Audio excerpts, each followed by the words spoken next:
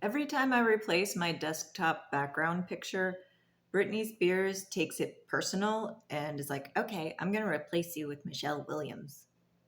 I'm like, oh, thank God. If I had to read Britney Spears' book aloud, I would make so many corrections, I'd get fired. I'd be like, you didn't read Stephen King's memoir on writing before you wrote this, did you, Britney? Shame. She would like it. That wouldn't be good for either of us. Britney's gay husband divorced her. That's what this is about. I think Britney may be gay too. She's just from the South and thinks that's a bad thing. She only seems interested in the attention of women and men who think she's fabulous. People in the South are so afraid of books turning their kids gay. If I could write Britney Spears into a healthy, happy lesbian relationship with Michelle Williams, I would not hesitate. If I could raise kids to be gay, I'd seriously consider it. No accidental pregnancies. I replaced Britney's picture a while ago, and the other day I had put up a wildlife photography award, one of the wildlife photography award winners.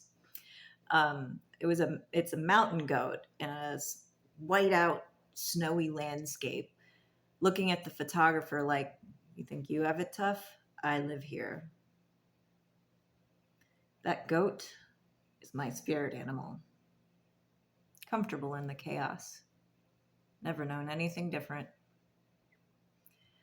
Piper Laurie died the other day. She was Carrie's mother in Stephen King's Carrie, the movie with Sissy Spacek. Eve was weak. Such a good line. The delivery is like she's pleading, but also performing like a Southern preacher.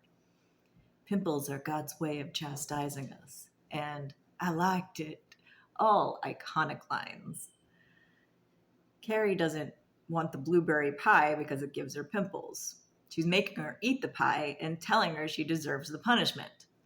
That's the threshold of slut shaming because pimples and cold sores look exactly the same. Sex and sugar are not inherently immoral. The negative effects of them are influenced by the provider of the substances. Some people want you to put something in you that is going to cause those effects. It takes a sexual partner and a Twinkie corporation to cause STIs and sugar-induced diabetes. They'll blame you for your choices, just like Carrie's mom. Gotta love such an evil character. She totally thought she was doing the right thing until she talked about finally having sex with her husband when he was drunk. I liked it, is the internal shame coming out. She sobs and chokes on the line. That's why she treats Carrie like that. All projection. Sounds like the husband raped her and she blamed herself because she felt sexual arousal, which can be a biological response, even though she didn't give consent. And it seems like she was fighting him off. Rest in peace, Piper Laurie. You were great. I feel like someone in my family died because we're both Stephen King characters. My last name is Grady, like the caretaker in The Shining. Therefore, I am a Stephen King character. It's not a club. It's like a family. You can join a club if the other members deem you worthy and you pay your dues. You get adopted into a family or you're born into it. No dues to pay and you can't get kicked out. Otherwise, it's not a family, it's a cult. DNA doesn't make a family. Piper Laurie became Carrie's mom and is forever remembered as this terrifying yet sympathetic character cemented into our collective consciousness. I hope she died knowing that.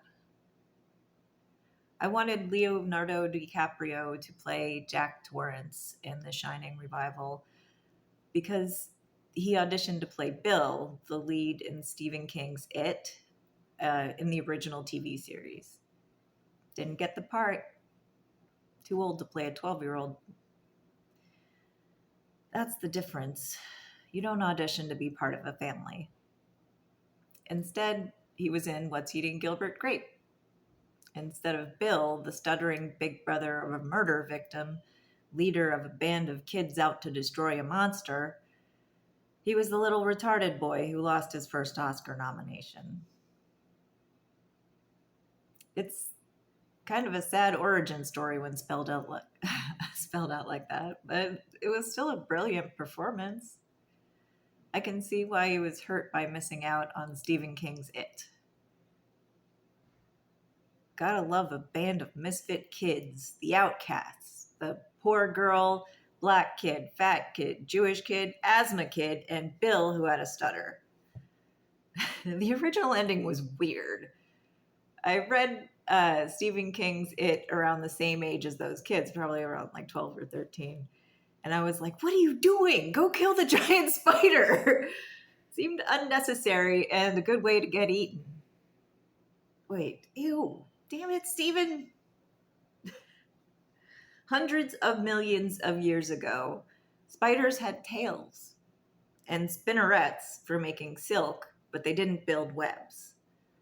The first spider says, hey, you know that sticky stuff we shoot out of our ass to confuse predators and trap prey?